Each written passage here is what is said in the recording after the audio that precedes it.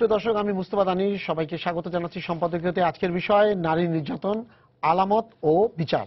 আর এই নিয়ে আলোচনার জন্য আমাদের স্টুডিওতে উপস্থিত আছেন প্রথমেই মাসুদা ভাট্টি, লেখক এবং সাংবাদিক। মাঝখানে আছেন ডাক্তার সোহেল মাহমুদ, সহকারী অধ্যাপক ফরেনসিক মেডিসিন বিভাগ, ঢাকা মেডিকেল কলেজ, এবং অ্যাডভোকেট সারা হোসেন, আইনজীবী ও মানবাধিকার কর্মী। তবে আলোচনা শুরুর আগেই চলুন দেখিনি এখনকার প্রধান সংবাদগুলো।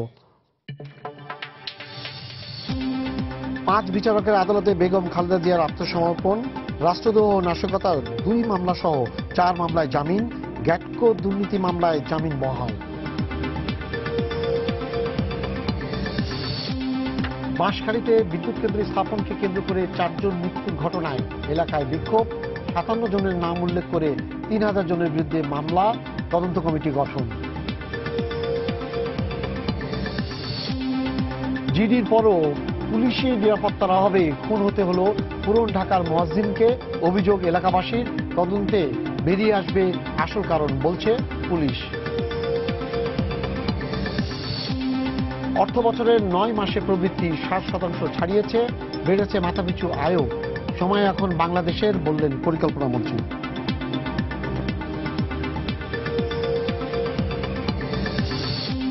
এবং রিজার্ভের চুরি যাওয়া অর্থের আরও প্রায় $98 লাখ ফেরত দেওয়ার প্রতিশ্রুতি অভিযুক্ত ব্যবসায়ী কিম অং এর। শুনানিতে যোগ দিলেন বাংলাদেশ ব্যাংকের 2 কর্মকর্তা।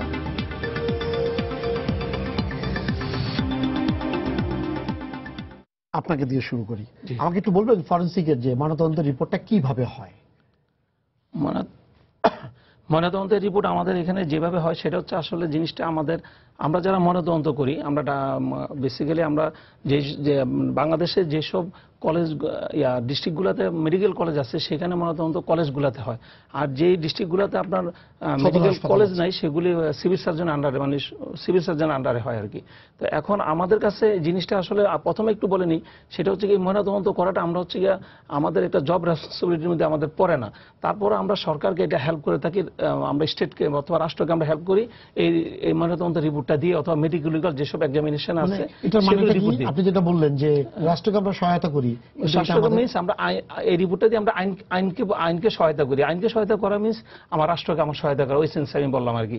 যেমন আমার কাছে যখন ময়নাতদন্তের জন্য আমার কাছে পুলিশ নিয়ে আসবে একটা লাশ, পুলিশ আমার কাছে এই লাশটা যখন আনবে তখন আমি পুলিশের কিছু কাগজপত্র ডকুমেন্টস যদি ওকে থাকে এবং সাথে আমরা লাশ আসবে, ওই লাশটাকে আমরা পর্যালোচনা করব এবং তার ইনকোয়েস্ট রিপোর্ট আমরা পর্যালোচনা করব। যদি ইনকোয়েস্ট রিপোর্ট এবং লাশটা যদি অ্যাজ ইট থাকে দেন আমরা তখন এটাকে ময়নাতদন্ত করব। ময়নাতদন্ত করে আমরা পুলিশ আমাদের কাছে কিছু ইনফরমেশন জানতে চাই, ওইগুলি আমরা প্রোভাইড করি।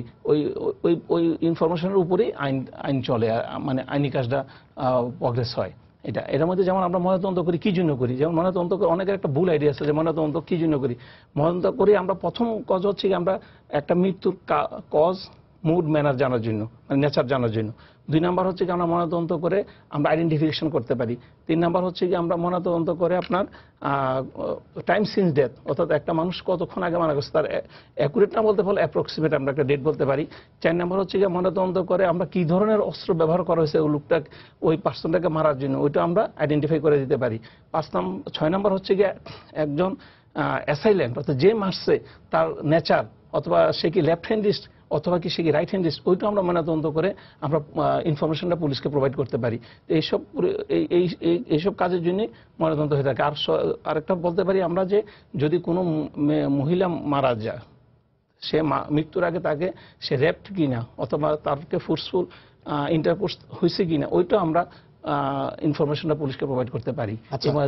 ডক্টর, আমার একটা প্রশ্ন আছে, সেটা হলো এই পুলিশ না নিয়ে আসলে কারো ময়নাতদন্ত হয় না? না, এটা হচ্ছে কি আইনি কাজ। পুলিশ যদি আমাদের দেশে যদি পুলিশ আমার কাছে আনবে ময়নাতদন্ত করার জন্যই, মানে এই জিনিসগুলো জানার জন্য। মনে করেন যদি একটা মানুষ মারা গেছে অস্বাভাবিক ভাবে, তাকে নিয়ে এসে মেডিকেলে রাখলো, মারা গেছে, তার সঙ্গে সঙ্গে কি সার্টিফিকেট দিয়ে দেওয়া হয় যে সে মারা গেছে? এটা তো আমরা যারা, এটা তো হাসপাতালের ডিউটি, আমাদের না। আমরা ময়নাতদন্ত আমরা যারা করি এটা হচ্ছে কি আপনার কলেজে আমরা যারা কলেজ স্টাফ, আর আপনার যদি মারা যায় সে হাসপাতালে মারা যাবে। এটা হচ্ছে হাসপাতাল ট্রান্সফার করে না। হাসপাতাল কর্তৃপক্ষ যখন যে জিনিসটা ন্যাচারাল ডেথ তখন তো এটা পুলিশ কেস লিখে দেয়, যে জিনিসগুলো পুলিশ কেস ওই জিনিসগুলো পুলিশ বাদ দিয়েও সে এই জিনিসটা। হ্যাঁ জি। আচ্ছা, আপনার কাছে যেটা হলো যে ময়নাতদন্তর যে ব্যাপারটা আসছে, যে রিসেন্টলি যে ময়নাতদন্ত তনুর ব্যাপার নিয়ে ময়নাতদন্ত আসছে এবং সেখানে বলা হয়েছে যে যে আলামত নাই ধর্ষণের, প্রথমটিতে বলা হ্যাঁ হয়েছে। হ্যাঁ প্রথমটিতে যেটা করছে। তারপরে বলা হচ্ছে যে কোনো গুরুতর আঘাত তার শরীরে পাওয়া যায়নি, ভিসার রিপোর্টও এমন না যে তাকে বিষ খেয়ে মারা হয়েছে। মানে পুরো জিনিসটার মধ্যে এটা হলো। তাহলে সবাই এই কথাটা কেন বলছে যে তাকে হত্যা করা হয়েছে, ধর্ষণ হয়েছে, কোন যুক্তিতে বলছে? দেখুন, যুক্তি প্রশ্ন এখানে দুটো, জি তাকে ধর্ষণ করা হয়েছে নাকি তাকে হত্যা করা হয়েছে। হত্যা করা হয়েছে এটা আমরা জানি এবং তাকে হত্যা করে ফেলে রাখা হয়েছে, তাকে ধর্ষণ করা হয়েছে কিনা সেটা নিশ্চিত করে না। কিন্তু তাই বলে আমরা কি তাকে তো ধর্ষণের মতোই হত্যা একটি বড় অপরাধ, সেই অপরাধ সংঘটিত হয়েছে। এখন আমরা বারবার কেন এই প্রশ্নটা তুলছি আবারও যে তনুকে ধর্ষণ করা হয়েছে কিনা? আমি মনে করি এটিকে এই প্রশ্ন না তুলে তাকে যে হত্যা করা হয়েছে, হত্যাকাণ্ডের তদন্ত হওয়া দরকার। হত্যাকাণ্ড কিভাবে হয়েছে সেটা পুলিশ বলবে এবং ফরেনসিক রিপোর্ট যেটা হচ্ছে, কিন্তু রিপোর্টে কিন্তু আসেনি যে তাকে হত্যা করা হয়েছে। তাহলে তো ওখানে সে মানে নিশ্চয়ই যেটা বলা হচ্ছে যে কোনো আত্মহত্যা করে, তার শরীরে কোনো সে কি জায়গায় আত্মহত্যা করেছে? কোনো জায়গায় না, এই মানে প্রশ্ন জিনিসটা তো এমন আসছে, আমরা রিপোর্টটা তুলতে যেটা পারি। আসছে, রিপোর্টের মধ্যে যেটা আছে সেটা হলো যে গুরুতর কোনো আঘাত তার শরীরে নেই। তাহলে সে মারা গেল আচ্ছা, কিভাবে? তারপরে বলছে ভিসার রিপোর্টে যেটা বলা হয়েছে, এটি ভিসার নিশ্চয়ই রিপোর্টে আদালতে যখন যাবে হ্যাঁ, তখন সে এই মানে প্রশ্ন তদন্ত রিপোর্টে যেটা আসছে, সারা আমি ওনার কাছে যাব। হ্যাঁ, কিন্তু ভিসার রিপোর্টে যেটা হচ্ছে যে করবেন। না বিষ প্রয়োগ হয়েছে কিনা সেটাও খুঁজে পায়নি এবং তার শরীরের ইয়াতে কোনো জায়গায় তেমন কোনো কিন্তু আঘাত নাই। একটি মানে প্রশ্নটা এই জায়গায়। তনুকে আমরা ছবি দেখেছি, ছবি দেখে যেটুকু বোঝা যায়, তনুর বাবা মা বলেছে, তনুর আত্মীয় স্বজনরা বলেছে সুস্থ স্বাভাবিক একটি মেয়ে পড়াতে গেছিল, পড়ানো ফিরে আসার পথে ফিরে আসেনি, তার লাশ পাওয়া গেছে। সুতরাং সে যে ওখানে গিয়ে আত্মহত্যা করতে পারে না, অথবা এখানে তাকে হত্যা করা হয়েছে, এটা আমরা বলতে পারি। এটা সাধারণ আমাদের কনসেপ্ট, বা আমরা যা দেখছি তার থেকে বিশ্বাস করছি হত্যা করা হতে পারে। কিন্তু এই যে বারবার প্রশ্ন করা হচ্ছে এবং বারবার এটাকে নিয়ে রাজনীতি করা হচ্ছে, রাজনীতি রং দেওয়া হচ্ছে, সেই জায়গাটাতে আমার আপত্তি যে আসলে ধর্ষণ করা হয়েছে কিনা সেটি মূল প্রশ্ন নয়। এখন আমরা মূল প্রশ্ন, তাকে হত্যা করা হয়েছে, হত্যাকাণ্ডের বিচার হওয়া দরকার। কারণ বাংলাদেশ একটি রাষ্ট্র, যে রাষ্ট্রে আমরা বসবাস করি, প্রত্যেক নাগরিকের নিরাপত্তা নিশ্চিত করা, ছেলে হোক মেয়ে হোক যাই হোক, হ্যাঁ, তার নিরাপত্তা নিশ্চিত করা রাষ্ট্রের দায়িত্ব। একটি মেয়ে মারা গেছে, সুতরাং তার কি করে মারা গেল ওখানে, তার লাশ ওখানে কি করে পাওয়া গেল, তারপর থেকে এটা রাষ্ট্রের দায়িত্ব। রাষ্ট্র এখন আমাদেরকে যদি এগুলো বলতে চায়, এই ছেলে ভুলানো কথা বলতে চায়, তাহলে সেটি নিয়ে আমরা মানে প্রতিবাদ জানাতে পারি। কিন্তু সেই প্রতিবাদ জানাতে গিয়ে এটি রাজনীতিতে না বর্ষায়। কারণ আমি রাজনীতি এই কারণে বলছি, ধরুন কিছুদিন আগে ঢাকাতে একজন শিল্পীর বাসায় একটি হত্যাকাণ্ড ঘটনা ঘটেছে। সেটিকে ধর্ষণ হয়েছে না আত্মহত্যা হয়েছে সেটি নিয়ে আমরা আসলে কোনো কথাই বলছি না। তনু কুমিল্লায় ক্যান্টনমেন্টে তার লাশ পাওয়া গেছে। সেই কারণে তনুকে নিয়ে যে রাজনীতি বা যে আলোচনা তৈরি হয়েছে, আমি মনে করি এটা পুরো ওভারঅল হওয়া উচিত। কারণ বাংলাদেশে গত পরশু বা তার আগের দিন বা গত সপ্তাহে ব্র্যাক একটি রিপোর্ট প্রকাশ করেছে। সেখানে বলা হয়েছে বাংলাদেশে 68% নারী নির্যাতনের শিকার। আপনি চিন্তা করে দেখুন, আমরা এই তনুকে আমরা একটি সিম্বল ধরে যদি আগাই, তাহলে আমাদের অনেক কিছু সত্য প্রকাশিত হয় এবং সেই সত্যর জায়গাতে সরকার যদি খুব নিষ্ঠ হয়, যে সরকার যদি চায় আসলে নারী নির্যাতন বন্ধ হবে, নারী নির্যাতন হবে না, তাহলে এই হত্যাকাণ্ডের বিচার হওয়াটা খুবই জরুরি। আপনার কাছে যাই আইনের যে জায়গাতে, সেখানে হলো যদি তদন্ত ময়না তদন্তে এই ধরনের কোনো জিনিস না পাওয়া যায় তাহলে কি হবে? আমার মনে হয় যেহেতু আমরা একটা তদন্তাধীন এবং বিচারাধীন বিষয় নিয়ে কথা বলছি, হ্যাঁ, আমি ওটা নিয়ে কোনো আসলে মন্তব্য করতে চাই না। কারণ তদন্তাধীন এক আর বিচারাধীন দ্বিতীয়ত। কিন্তু কি কারণে নিরাপত্তা নেই এবং কেন এত দাবি কেন এই ধরনের আন্দোলন আসলে ডানা বেঁধেছে, মাসুদা যে কথাটা বললেন, যে সবার মনে হচ্ছে, সবার কাছে যে ধারণাটা যে এই রাষ্ট্রের মধ্যে প্রত্যেক নাগরিকের নিরাপত্তার অধিকার রয়েছে, এবং যে স্লোগানগুলো আপনারা এখানে দেখাচ্ছেন সেগুলো কিন্তু বারবার আসছে, যে তনু আমাদেরই একজন। এই স্লোগানও দেখা গেছে যে বর্ডার থেকে বেডরুমে নিরাপত্তা আমরা চাই। ক্যান্টনমেন্টের ভিতরে এই ঘটনাটা কেন ঘটলো, এটা সবচেয়ে বড় কারণ, যে একটা নিরাপত্তা বেষ্টনীর মধ্যে এরকম একটা ঘটনা ঘটতে পারলো, কেউ বুঝে উঠতে পারলো না, কোনো ব্যবস্থা নেওয়া যাচ্ছে না, এতদিন হয়ে গেল। আর দ্বিতীয় বিষয়টা হচ্ছে যে তনুর পরিবারের সাথেও যে ধরনের আসলে আচরণ করা হয়েছে, যে তদন্ত করার সময় কেন তার পরিবারের সদস্যদেরকে তুলে নিয়ে যাওয়া হবে অন্যত্রে তাদেরকে প্রশ্ন করার জন্য, সেটা তো তাদের বাড়িতে বসেও করা যায় এবং একটা অন্যভাবে জিনিসটা করা যায় যেখানে তাদের উপর কোনো ধরনের সন্দেহ না পড়ে। তো এটাও খুব বড় একটা প্রশ্ন এবং এটাও আরেকটা কারণ আমার মনে হয় যে কারণে এত বেশি প্রতিক্রিয়া হচ্ছে। আর তারপরে হচ্ছে যে এই তদন্তের প্রক্রিয়া নিয়ে যে পোস্টমর্টম নিয়ে আমরা কথা বললাম অনেকক্ষণ, এতদিন পরে আবার যে তার লাশটা উত্তোলন করা হয়েছে, এখন আবার পরীক্ষা করা হচ্ছে, এটার আসলে কতদূর ভিত্তি সেটার একটা প্রশ্ন, যে এখন উত্তোলন করে যে প্রমাণাদিগুলো বলা হচ্ছে পাওয়া গেছে, এটা আসলে এত সময় পার হয়ে যাওয়ার পরে এরকম কোনো কিছু দেওয়া সম্ভব কিনা আমিও ঠিক জানি না। আর আরেকটা প্রশ্ন যে এই বিষয়টা উনি যদি একটু আমাদেরকে বলতে পারেন। আর আরেকটা বিষয় এখানে এসছে, কয়েকদিন আগে আমাদের মাননীয় প্রধান বিচারপতি একটা প্রশ্ন তুলেছিলেন, যে একটা বক্তব্য দিয়েছিলেন এক জায়গায়, যেখানে উনি বললেন যে আসলে আমাদের প্রচলিত আইনে অনেক ধরনের গ্যাপ রয়ে গেছে, যে আমরা এখনো ব্রিটিশ আমলের 150 বছর পুরনো একটি আইন ব্যবহার করছি, যে প্রক্রিয়াগুলো ব্যবহার করছি, সাক্ষ্য আইন ব্যবহার করছি।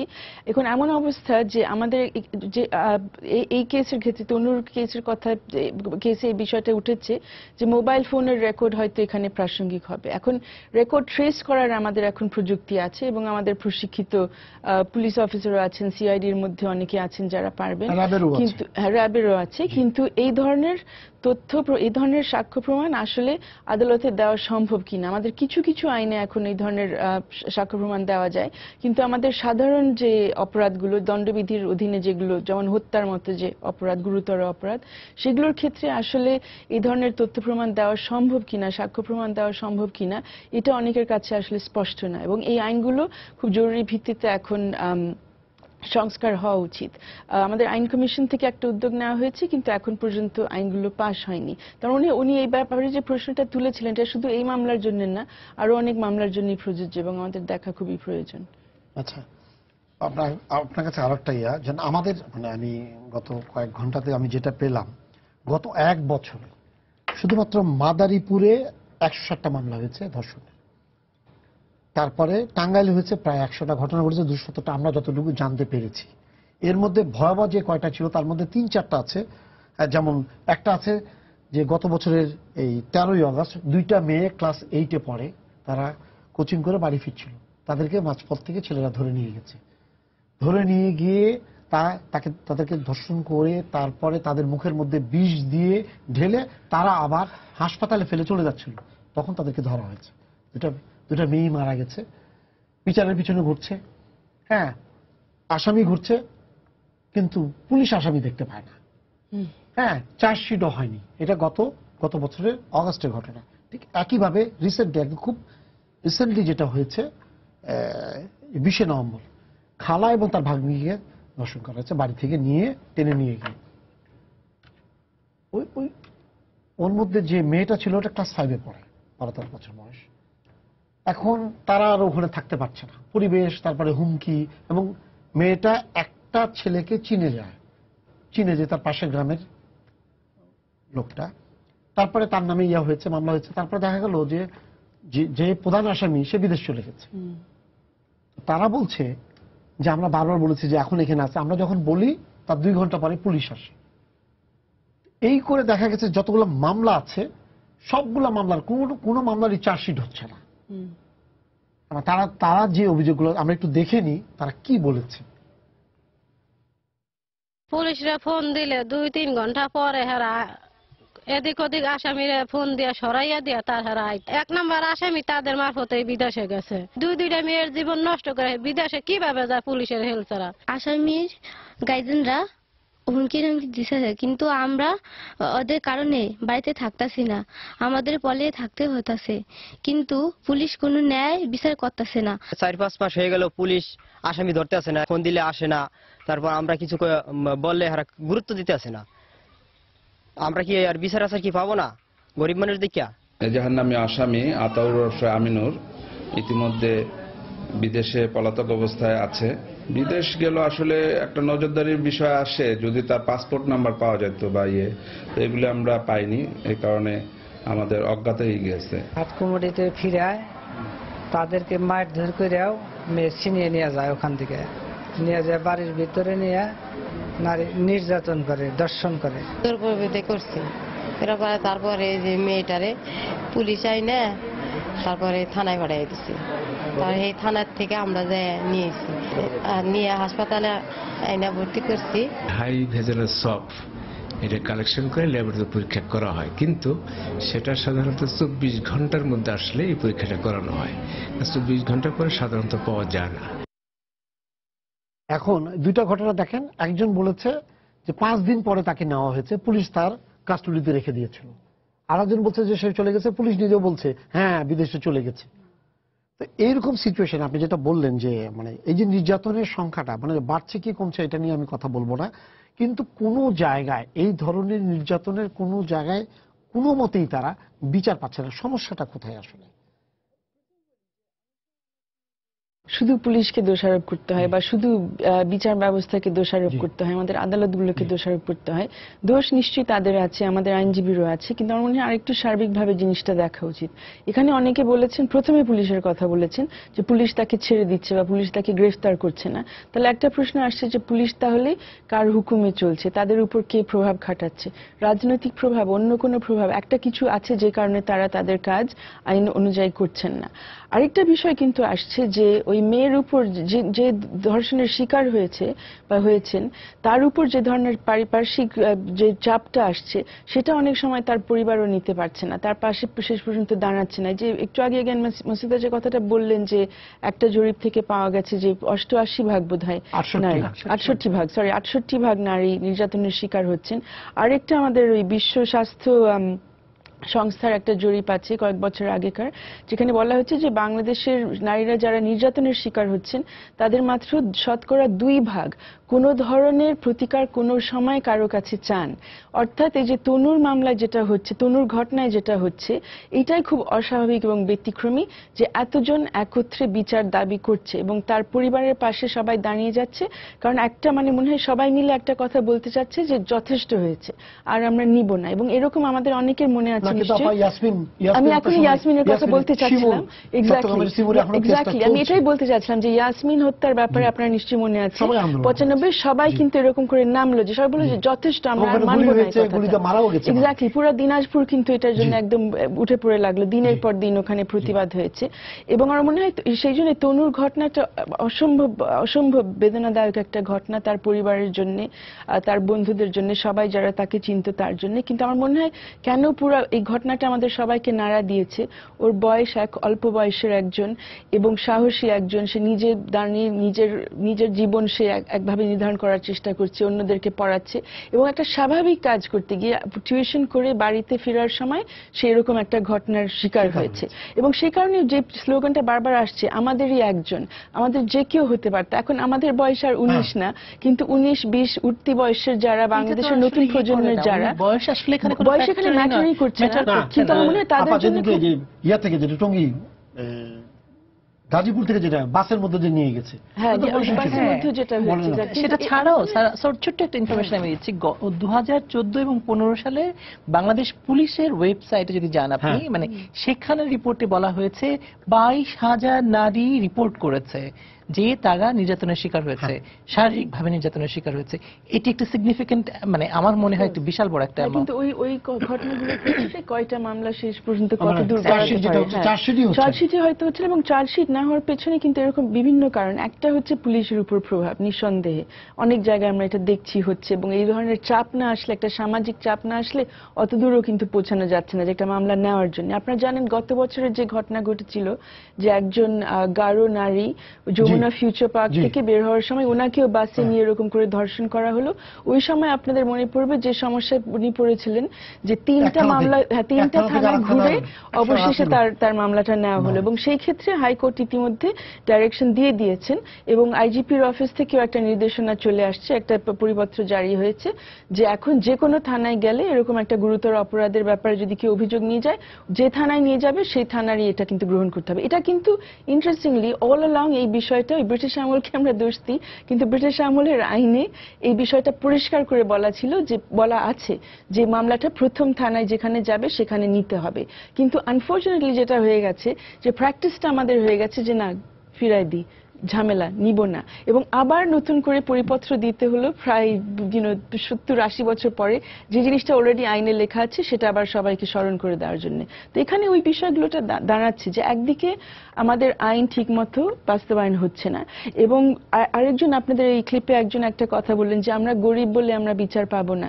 এখন এটা মনে না করার কিন্তু কোনো কারণ নেই, কারণ আমরা এরকম অজস্র উদাহরণ দেখি যে আসলে এই বিচার ব্যবস্থা অতিক্রম করতে হলে আপনার পিছনে কিছুটা জোর লাগে, এবং সেটা আরেকটা বড় কারণ যে কেন সবাই দাঁড়িয়ে যাচ্ছে, কারণ বোঝা যাচ্ছে যে তারা না দাঁড়ালে তনুর পরিবারের পক্ষে আর কে দাঁড়াবে। ওর বাবার তো ওরকম অবস্থান নাই যে উনি ফোন লাগায় বড় মাপের লোকজনকে, উনি যাতে আমরা বলি বড় মাপের লোকজন আর কি, তাদেরকে উনি ফোন ধরায় বলতে পারবেন যে এটা আমার মেয়ের মামলা, তোমরা দেখে দাও।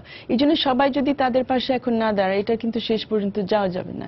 এবং এই গরিব হওয়ার কারণে যে বিচার পাওয়া যায় না, কিন্তু এটা কিন্তু আমরা অনেক কেসে দেখি। হ্যাঁ, বিচার ব্যবস্থা যারা আছেন, আমাদের বিচারক বিচারপতি যারা আছেন, ওনারা অনেক সময় কিন্তু এগিয়ে আসেন, অনেক চেষ্টা নেন, কিন্তু ওনারা একাও কিন্তু পারেন না, কারণ সমাজের ভিতরে যে চাপটা আসে, এটাও কিন্তু অনেকে বলেছে যে সাক্ষী দেওয়ার জন্য, সাক্ষী যাতে না দেয় সেটার জন্য যে চাপটা আসে একটা মেয়ের উপর, শুধু তার উপরে না, অন্য যে সাক্ষীরা আছে তার ফ্যামিলির উপর, তার সমাজে অন্য যারা আছে তাদের উপরে, অনেকে কিন্তু এটা পরে নিতে পারে না, এই হুমকিটা রেজিস্ট করতে পারে না। আমার মনে হয় যে একটি পুরো বিষয়টি খুবই রাষ্ট্রের বিষয়, একদম রাষ্ট্রকে হস্তক্ষেপ করতে হবে, কারণ এটি নারীর প্রতি সহিংসতা। এবং ধরুন নারী বলেই 3 থানায় তাকে ঘোরানো যায়, হ্যাঁ, নারী বলেই তার বিচার হতে বিলম্ব করা যায়, তাকে সামাজিকভাবে হেনস্থা করা যায়, তাকে কোনো জায়গায় রাস্তায় গেলে তাকে বলা হয়, আঙুল দেখিয়ে কেউ বলতে পারে, কিন্তু সেক্ষেত্রে পুরুষের ক্ষেত্রে কিন্তু সেটি বলা হয় না। আমাদের এই জায়গাটিও খুব বোধহয় মানে এই সমাজের এই যে ডিসক্রিমিনেশন বা বৈষম্য, নারী এবং পুরুষের মধ্যে বৈষম্য, এই জায়গাটিতে বেশি কাজ করে।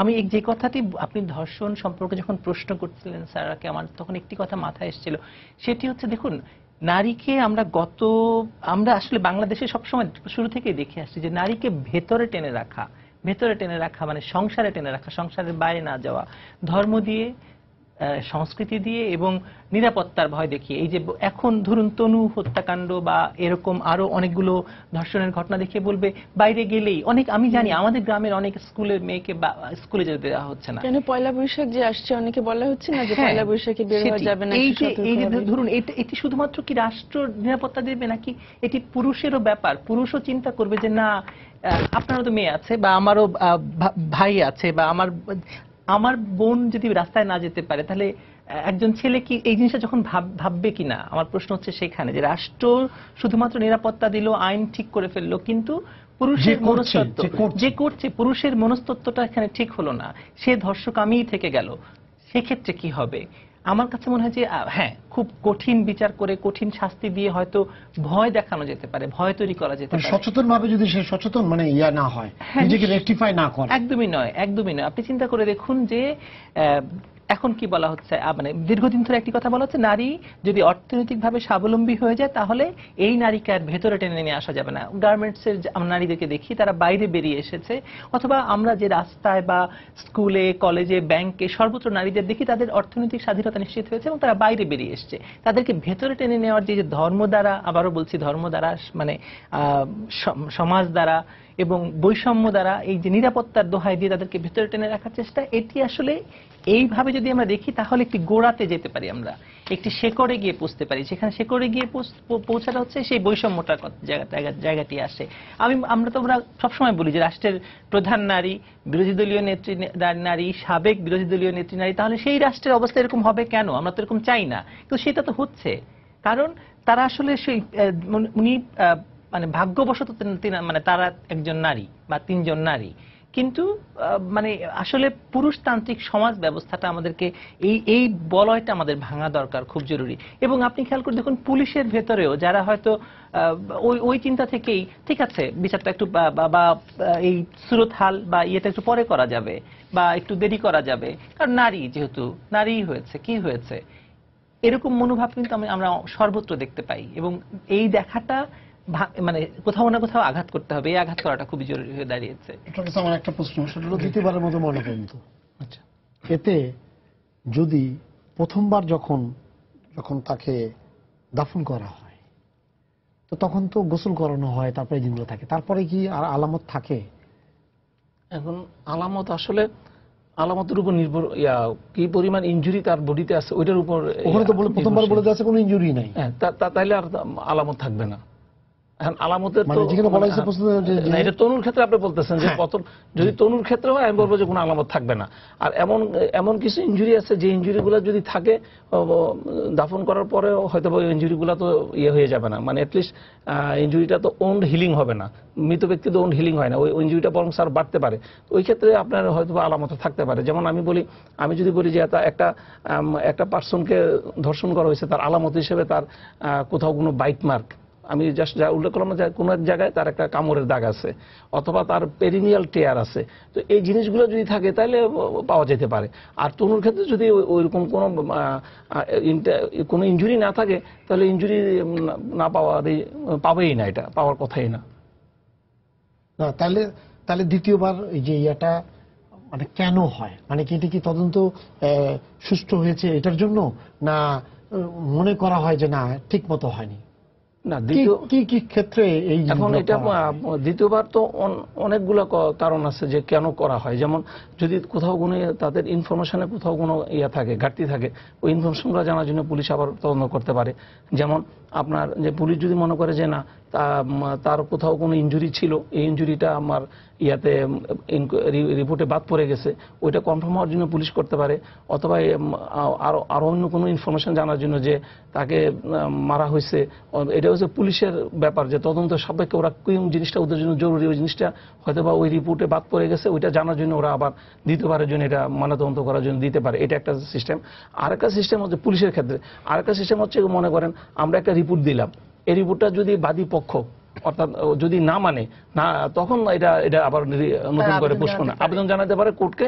কোর্ট যদি কনভিন্স হয় যে না হ্যাঁ আবার নতুন করে ময়নাতদন্ত করে রিপোর্ট দেওয়া হোক, তখন আবার নতুন ময়নাতদন্ত হইতে পারে, হয় সেকেন্ড টাইম আবার তোলা হয়। আপনার যখন এই যে টেস্টটা যখন যে টু ফিঙ্গার টেস্ট যেটা বলা হচ্ছে, আপনি কি মনে করেন যে এই টু ফিঙ্গার টেস্ট হলে একদম আপনি নিশ্চিত যে এটা জানা যাবে? না, একদম নিশ্চিত করে কোনো কিছু বলা যাবে না। হয়তো টু ফিঙ্গার টেস্টটাতে আপনি কিছু ইনফরমেশন পাইতে পারেন, যেই ইনফরমেশনটা আপনার ডিসিশন নিতে আপনার জন্য হেল্পফুল হবে। যেমন আমি বলি আপনার টু ফিঙ্গার টেস্ট হচ্ছে যদি আমরা অনেকে টু ফিঙ্গার টেস্ট নিয়ে অনেক রকম বিতর্ক থাকে, বিশেষ করে নারীদের প্রতি সম্মান দেখায় হয়তো বা তারা এই বিতর্কটা করে। কিন্তু আপনার যদি টু ফিঙ্গার টেস্টটাতে আমরা যদি আমাদের ইনফরমেশনটা কি পাই, এখন আমরা মনে করেন একটা নারীকে আমরা পরীক্ষা করে দিছি, সেই পরীক্ষার আগ পর্যন্ত তার হাইমেন রাপচার ছিল না।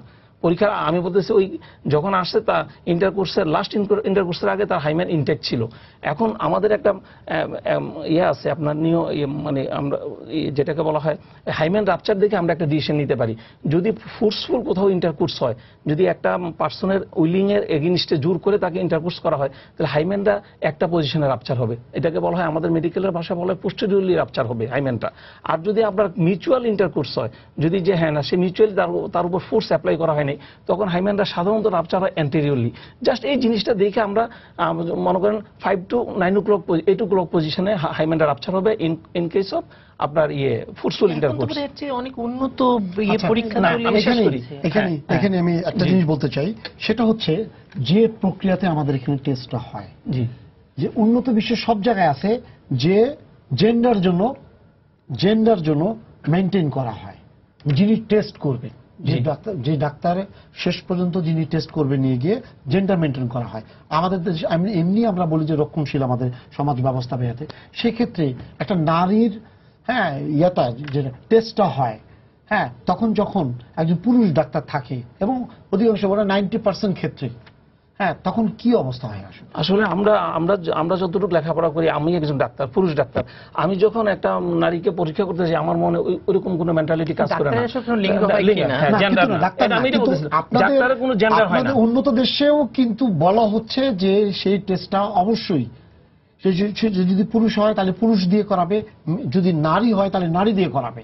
তারা কেন এই বাইন্ডিংসটা রেখেছে? আমাদের এখানে এই বাইন্ডিংসটা কেন নাই? সমস্যাটা একটা সমস্যাটা বলি আমি আপনাকে। সমস্যাটা হচ্ছে নাই কোথাও, আমার জানার মধ্যে নাই। আমার জানার মধ্যে এটা আমি জানি যে জেন্ডার নাই, ডাক্তারের ক্ষেত্রে কোথাও কোনো জেন্ডার নাই। আর আমরা যখন একটা মেয়েকে যখন পরীক্ষাটা করি, র্যাপ ভিকটিম এক্সামিনেশন করি, আমরা আমাদের সাথে একজন মহিলা অ্যাটেন্ডেন্স মাস্ট থাকতে হবে। পাশাপাশি আমরা হাতে গ্লাভস পরে নিই। আমরা কিন্তু খালি হাতে কোনো পরীক্ষা করি না, আমরা পাশাপাশি আমরা গ্লাভস পরে নিই।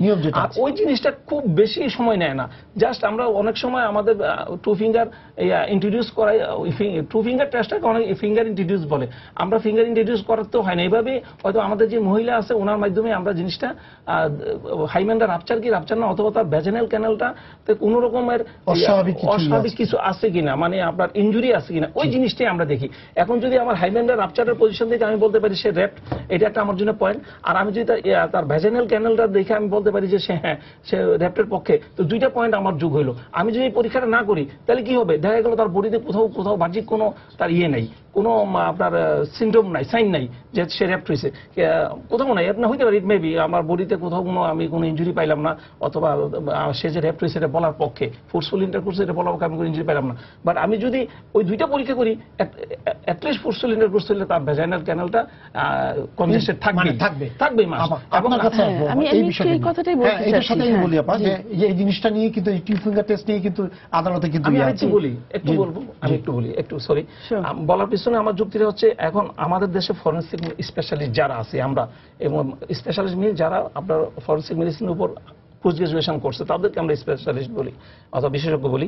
তো এখন এদের মধ্যে আমাদের মেয়ে আছে মাত্র তিনজন। আচ্ছা, এখন যদি আমি সারা ঢাকা শহরে একজন আছে, ঢাকা মেডিকেলে একজন, আমার সাব সলিমুল্লাহ মেডিকেলে একজন, আর কুমিল্লা মেডিকেলে একজন মহিলা পোস্ট গ্রাজুয়েটেড করা, মানে বিশেষজ্ঞ যদি আমি তাকে ধরি। এখন যদি আপনার যদি আমার মেয়েদের দ্বারা সারা দেশে এই তিনজন, এটা তো সম্ভব না। এটা আমি আমার ব্যক্তিগত, আমি কোর্টের প্রতি আমি অনার রেখে আমি বলতে চাই যে আমরা আজকে আমার ব্যক্তিগতভাবে আমি আজকে 15-16 বছর যাবত আমি ডিপার্টমেন্টে কাজ করি, এখন পোস্ট গ্রাজুয়েট করা।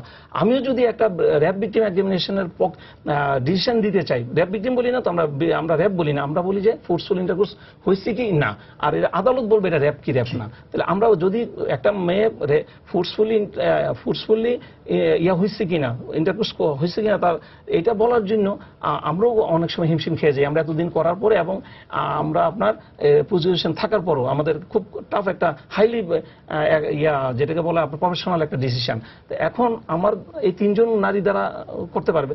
আর এখন যেটা করা হচ্ছে কোর্টের যে ডিসিশনটা, এতে কি হয়েছে, যারা আমার এই র্যাপ ভিকটিম এক্সামিনেশন করছে, কোর্টের একটা ডিসিশন যে র্যাপ ভিকটিম এক্সামিনেশন অবশ্যই একটা মেয়ে করতে হবে।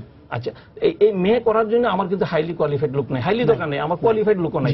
তা আমার কি হইতেছে, আমি একটা এক্সপিরিয়েন্স ওপিনিয়ন থেকে আমি বঞ্চিত হচ্ছি এটার জন্য। তো এই জিনিসগুলো দেখতে হবে, এবং এই ডিপার্টমেন্টে আমার যাতে আমার ইন্টারেস্টেড হয় লোক, সরকারকে আগে আসতে হবে। কিভাবে, আমার পার্শ্ববর্তী দেশ দেখেন আপনি, নেপাল, ভারত। নেপালকে ধরি, নেপাল আমার ইকোনমিক্যালি এবং মেডিকেল সায়েন্সে আমি মনে করি আমরা একটু উন্নত আছি। ওই নেপালও আপনার একটা পোস্টমর্টম করার জন্য একটা ডাক্তারকে অথবা একজন ফরেনসিক স্পেশালিস্টকে পে করে, কিছু পে করে, কিন্তু আমার দেশে নট এ সিঙ্গেল ফান্ডিং। আচ্ছা আপা, ওই যে উনি যেটা বলছেন টু ফিঙ্গার টেস্টের জন্য, এই কেসটা কিন্তু এখন পেন্ডিং অবস্থায় আছে, মানে নির্দেশনা দেওয়ার জন্য যে এই অবস্থায় এইটা আছে, এইটা মানে এখন মানে এটা স্বাস্থ্য মনে হয় স্বাস্থ্য মন্ত্রণালয়ে মনে হয় অধিদপ্তর কি বলা হয়েছিল যে তারা জন্য এটা নিয়ে আসে। এটার পক্ষে আপনার মানে তখন যেটা বিরোধিতা করা হয়েছে, মেইন জিনিস ছিল যে এটা হ্যারাস করা হয়, সেকেন্ড টাইম হ্যারাস করা হয় একটা মেয়েকে, সেটা নিয়ে আপনার প্রথমে দুটো জিনিস একটু স্পষ্ট করে দিই, যেটা আমাদের পূর্ববর্তী যিনি বললেন। একটা, আপনার সাথে আমি একমত যে ফরেনসিক্স ডাক্তার সবাই কিন্তু নারী হতে পারবেন না, বা হয়তো হতে পারবেন এককালে, কিন্তু ওটা আমাদের প্রয়োজনও কিনা, তাই না?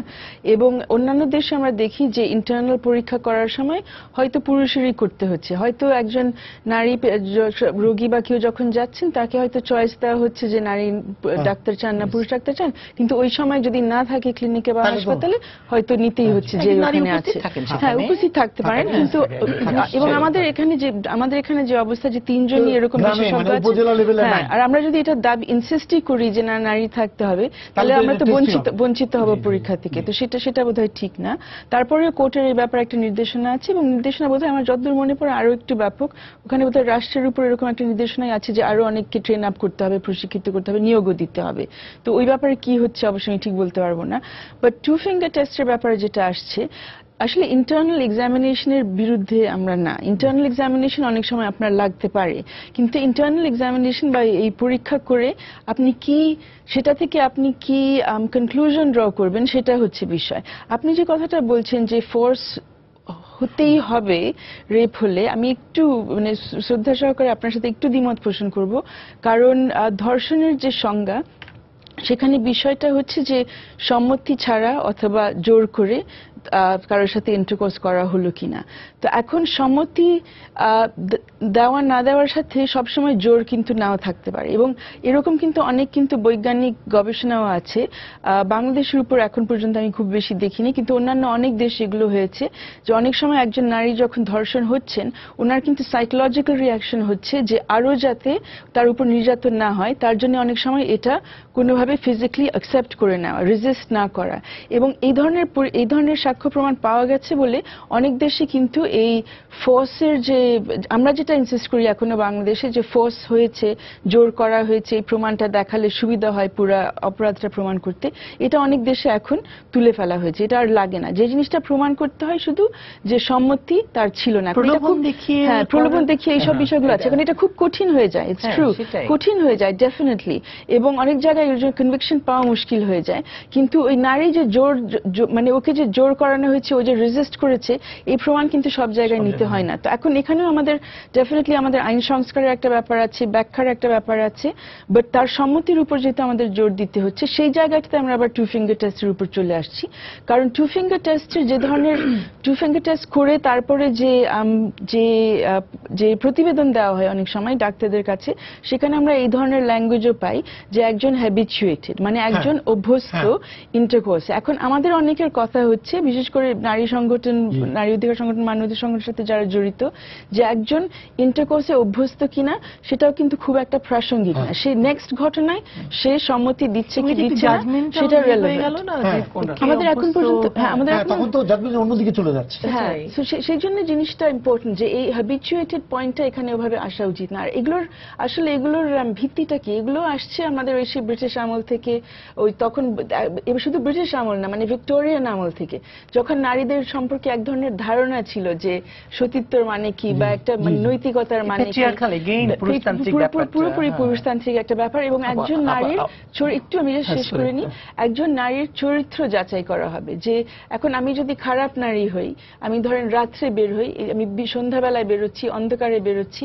আমি তাহলে খারাপ নারী। অর্থাৎ সেটা থেকে অনেক ধরনের কনক্লুশন ড্র করা হবে যে আমাকে ওই অবস্থার মধ্যে আমার যদি ধর্ষণ হয়, তাহলে আমি হয়তো কিছুটা উইলিং ছিলাম, বা আমার যার বিরুদ্ধে আমার অভিযোগ, তার সাথে আমার যদি পূর্ববর্তী কোনো সম্পর্ক ছিল, তাহলে হয়তো আমি এটার সাথে আমার অলরেডি আগে থেকে সম্মতি দেওয়া ছিল, হয়তো ইমপ্লাই করা হবে। আমি একদম কংক্রিটলি বলি নাই যে আমার সম্মতি আছে, কিন্তু ধরে নেওয়া হবে পরিচয় ছিল বলে। তো আমরা এই বিষয়গুলো নিয়ে প্রশ্ন তুলছি যে একজন নারীর চরিত্র, তার তার ইতিহাস, এই বিষয়গুলো এখানে কোনোভাবে প্রাসঙ্গিক না।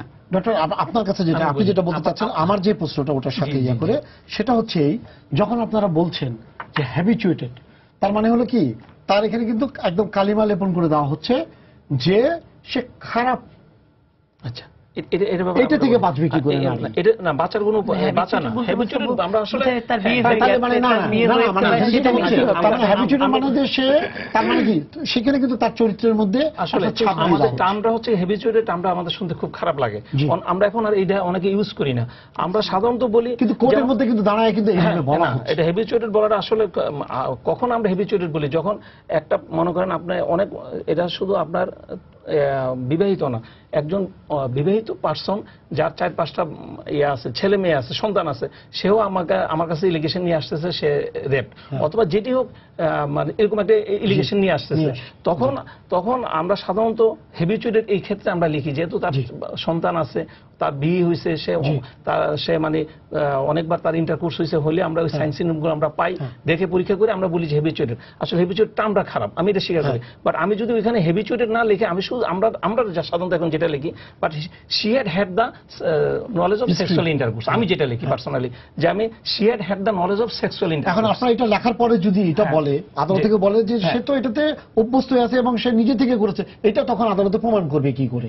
না, এটা আদালতের প্রমাণটা তো আদালতের ব্যাপার। মানে যখন আপনি এটা লিখে দিবেন, আপনি যখন লিখছেন যে সে অভ্যস্ত বা তার আমি বলি যে তার মানে সেক্সুয়াল নলেজ আছে, আপনি যখন নলেজ বলবেন, হ্যাঁ, যে একজন ভিকটিম হয়েছে, মনে করেন যে বিবাহিত নারী ভিকটিম হয়ে গেছে, হ্যাঁ, তখন না, আপনি এটা আমি তখন তখন আপনার বলি এই আমি শব্দে তখন কোথায় বিবাহিত পান? নারী যখন ভিকটিম হয়েছে, বিবাহিত নারী যখন আপনার র্যাপড হয়েছে, তখন আমরা এটার লেগে ফোর্সফুল ইন্টারকোর্স প্রেজেন্ট।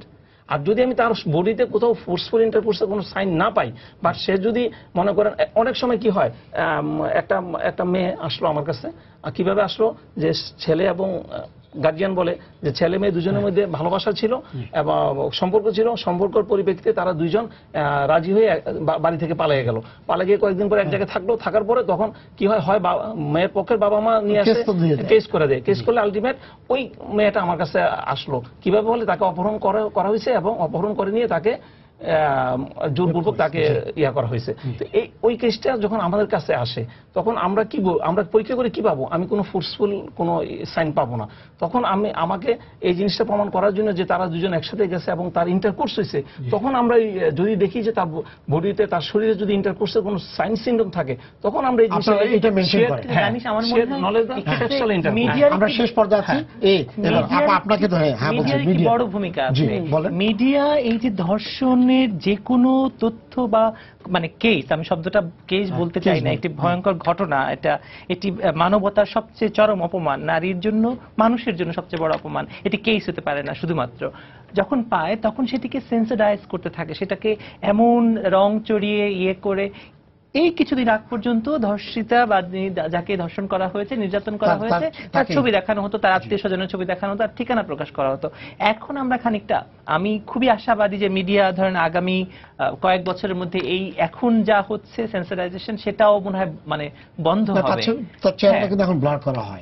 নিশ্চয়ই করা হয়, কিন্তু তারপরেও দেখুন, যে কোনো বিদেশে বলি, আপনি কিছুক্ষণ আগে বিদেশের উদাহরণ দিয়েছেন, কখনো শিশুর নাম পরিচয় উল্লেখ করা হয় না, শিশুর আন্ডারগ্রাউন্ড ছবি তো দেওয়া হবেই না, ছবি তো অনেক পরের ব্যাপার। নাম আর এই যখন প্রকাশ করা হচ্ছে না, তখন তার ছবির কথা কেন আসছে? কিন্তু আমরা কি দেখছি? আমরা দেখছি যে জোর করে হলেও প্রমাণ করতে চাইছি যে সে ধর্ষিত হয়েছে, এবং এটি যেন একটি খুব মুখরোচক আলোচনার তৈরি করা হয়। এই প্রবণতা, বললাম, এটি আসলে পুরুষতান্ত্রিক মানসিকতার অংশ। এবং যেখানে যখনই মিডিয়াতে নারীরা থাকে, তখন এই ব্যাপারটি আসলে আমরা খুব চেক দিতে পারি। আমরা অনেক মেয়েকে দেখি, তারা খুব চেক দিয়ে এই ব্যাপারটা যাতে না যায়, এবং খুবই সংবেদনশীলতার সাথে এটি প্রকাশ করে।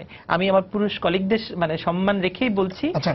আপনি যখন এটা বললেন, আমাদের এখানে আমি আমাদের নিউজ রুমে বলছি, আমি বলছি না, এটা না, আমি বলছি আমাদের নিউজ রুমে অন্তত 3 জন নিউজ এডিটরদের লেভেলের যেটা আছে, যারা সেন্ট্রাল ডেস্কে বসে, 3 জন, 1 2 3 জন আছেন যারা সিনিয়র, তারা 3 জনই নারী। নিশ্চয়ই, এবং তার পাশাপাশি যখন করছে, বড় ধরনের একটি প্রভাব পড়ছে, তারা কিন্তু কথা বলেই করছে, ওই জায়গায় কিন্তু কোনো মতেই এরকম নাই যে না ওখানে তাকে বলতে দেওয়া হচ্ছে। আমি বলছি না যে ধরুন মেইন স্ট্রিম মিডিয়াগুলোর কথা অফকোর্স বলছি না আমি, কিন্তু এখন সো কল তথাকথিত কিছু অনলাইন মিডিয়া শুরু হয়েছে, যারা চরিত্র হননে খুবই খুবই কি বলবেন আপনি, খুবই পারদর্শী।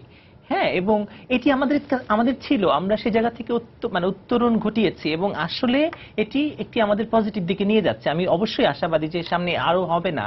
কিন্তু কথা হচ্ছে যে এই যে ধরুন আপনি ময়নাতদন্তের কথা বললেন, ময়নাতদন্তের যেসব প্রশ্ন আপনি তুললেন, সেসব প্রশ্ন আমরা আমাদেরকেও করতে পারি। যখন একটি সংবাদ প্রকাশ করা হয়, সেই সংবাদ প্রকাশনার ক্ষেত্রে প্রতিটি লাইনে, প্রতিটি অক্ষরে অক্ষরে করার দরকার আছে, আমাদের দেখার দরকার আছে যে এটি কোন পক্ষে যাবে। কারণ অনেক সময় সংবাদপত্রের রিপোর্ট কিন্তু আপনারা আদালতে পেশ করেন, আদালতে হিসেবে ব্যবহার করা হয়ে থাকে, এভিডেন্স হিসেবে ব্যবহার হয় বা করা যেতে পারে, বা কেউ যদি চায় সেটা করতে পারে। সুতরাং এই ক্ষেত্রে খুবই খুবই জরুরি। যেমন ধরুন সামাজিক গণমাধ্যম একটি এখন হয় আমরা বলতে পারি একটি অভিশাপও, আবার খুব একটি আশীর্বাদও, এটি অনেক রকম যুক্তি থাকতে পারে। আপনি চিন্তা করে দেখুন যে এই একটি হত্যাকাণ্ড, তনু হত্যাকাণ্ডকে নিয়ে, যদি তনু হত্যাকাণ্ডটা ইয়েতে না ঘটতো, সেনা ক্যান্টনমেন্টে না ঘটতো, তাহলে এতটা সেন্সিটাইজড হতো কিনা, এতটা আলোচিত হতো কিনা। কারণ একই সঙ্গে টাঙ্গাইলে ঘটছে, টাঙ্গাইলের ঘটনাটা আমরা বিচার দেখতে পাচ্ছি, ধরা পড়েছে এবং বিচার দেখতে পাচ্ছি, এবং এই ঘটনার ক্ষেত্রে বিচারের দীর্ঘসূত্রিতা দেখতে পাচ্ছি। দুটো ঘটনার যদি আমরা তুলনা করি, দীর্ঘসূত্রিতা দেখতে পাচ্ছি, এবং নানা রকমের, এবং ওই জায়গা থেকে কিন্তু মানুষের ইয়েটা হলো যে আমি কোনো কিছুই বুঝতে পারলাম না, এত হলো 20 দিন পরে। এবং আরো একটা জিনিস আমি বলি, যেটা হয়েছে ওই মুরাদনগর যেখানে ওখানকার উপজেলা নির্বাহী কর্মকর্তা যায় ডিসি তরফ থেকে এবং ওনার তরফ থেকে 20,000 এটা হচ্ছে স্বাভাবিক প্রবণতা। আবারও বলছি না, কিন্তু প্রবণতা, মানে এটা আমরা কিন্তু দেখি না, এটা দেখি না, এবং তাকে খাস জমি দেওয়ার আশ্বাস দিচ্ছে। মানে এই জিনিসটা কেন হলো, মানুষের মধ্যে কেন জিনিসগুলো প্রবণতাটা আসছে? এটা শুধুমাত্র তনুর ক্ষেত্রে হয় নাই, কিন্তু এর আগেও ধর্ষণের ঘটনা, মাদারীপুরের ঘটনা আপনি দেখুন, মাদারীপুরের ঘটনা এরকম ভাবে গিয়ে আগ বাড়িয়ে দিয়ে আসা হয়েছে। মনে করছে রাষ্ট্র এরকম কিছু দিলেই মানে মুখ বন্ধ থাকবে, বলছি না এটাকে ধামাচাপা দেওয়া যাবে, চিন্তার ক্ষেত্রটা দুর্বল। এটা শুধুমাত্র আমি বলছি না যে, আবারও বলি এটি আসলে পুরুষতান্ত্রিক দুর্বলতা, এটি খুবই খুবই খুবই প্যাট্রিয়ার্কিয়াল। আমরা শেষ পর্যায়ে আছি এখন। আইনের দৃষ্টিতে আপনি যদি বলেন যে এই নির্যাতনগুলো, যে নারী নির্যাতন, যে মামলা, তারপরে আলামত, সবকিছু মিলিয়ে যদি বলা যায় যে, তাহলে আপনি কি বলবেন যে কোন জিনিসটা হলে এটা ভালো দিকে গড়াবে? আমার মনে হয় আমরা তো কিভাবে তদন্ত করছি, কিভাবে বিচার করছি, এই প্রক্রিয়াগুলো একটু নতুন করে দেখা উচিত। নারী নির্যাতন আইনটা হয়েছিল 2000 সনে, তারপরে একবার কিছু দুবার এটার সংশোধন হয়েছে, কিন্তু তদন্ত প্রক্রিয়াগুলো আর ওরকম করে সংশোধন হয়নি। 150 বছর পুরনো, 1898 সনের এগুলো। সাক্ষ্য প্রমাণ আইনও আমাদের কিন্তু 150 বছর পুরনো, 1872 সনের। এই ব্যাপারে ল কমিশনের একটা প্রস্তাবিত নতুন একটা সংস্কার করার একটা ব্যাপার তাদের ওখান থেকে এসছে, কিন্তু এখন পর্যন্ত আইন মন্ত্রণালয় থেকে আমরা এর ব্যাপারে কোনো পদক্ষেপ দেখছি না। আর এখানে সাক্ষী সুরক্ষার ব্যাপারে আমাদের কিছু ব্যবস্থা রাখা উচিত, কারণ আমরা দেখছি যে যারা একবার অভিযোগ করেন পরবর্তীতে কোনোরা কিন্তু খুঁজে পাওয়া যাচ্ছে না, সাক্ষী ওনারা আর দিতে পারছেন না। আর সবচেয়ে গুরুত্বপূর্ণ যে ব্যাপারটা, আমার মনে হয় এখানে একটা সামাজিক দায়িত্ব সবার, বিশেষ করে মিডিয়ার, আমার মনে হয় যে যারা ধর্ষণের শিকার হচ্ছেন তাদেরকে যেন কোনোভাবে অপরাধী হিসেবে না দেখা হয়। অপরাধ যে করেছে তার উপর আমাদের ফোকাস করতে হবে, এবং এখানে সম্মতি না দেওয়ার ব্যাপারটা এটাই সবচেয়ে গুরুত্বপূর্ণ। এবং ধর্ষণ এক ধরনের গুরুতর অপরাধ, এখানে সতীত্বের সাথে কোনো ধরনের সম্পর্ক টানা যাবে না। এই জিনিসটা আমাদের পরিষ্কার করা প্রয়োজন সকলের কাছে। আমাদের সময় শেষ হয়ে গেছে। ধন্যবাদ আপনাদেরকে স্টুডিওতে আসার জন্য। ধন্যবাদ সবাইকে, শুভেচ্ছা জানিয়ে শেষ করছি আজকে সম্পাদকীয়। আগামীকাল আবারও দেখা হবে রাত 10টায়। দেখার আমন্ত্রণ রইল। শুভরাত্রি।